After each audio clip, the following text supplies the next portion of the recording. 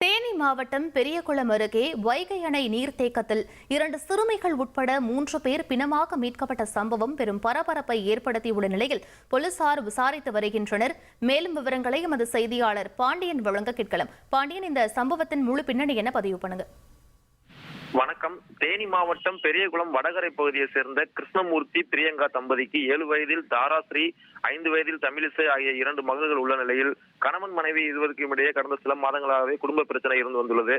இந்த நிலையில் நேற்று தனது குழந்தைகளுக்கு மிட்டாய் வாங்கி தருவதாக கூறி தந்தை கிருஷ்ணமூர்த்தி அழைத்து சென்றுள்ளதாக கூறப்படுகிறது. இந்த நிலையில் இன்று காலை சிறுமிகள் இருவரும் வைகை அணை நீர்த்தேக்கத்தில் பிணமாக மேந்துள்ளனர்.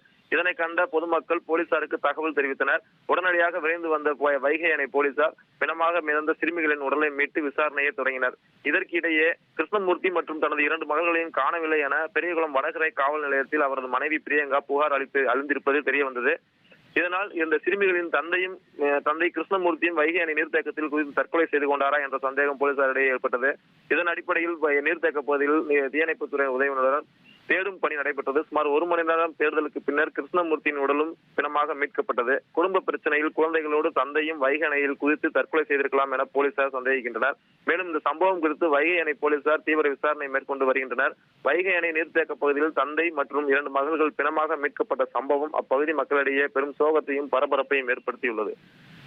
விவரங்களுக்கு நன்றி பாண்டியன்.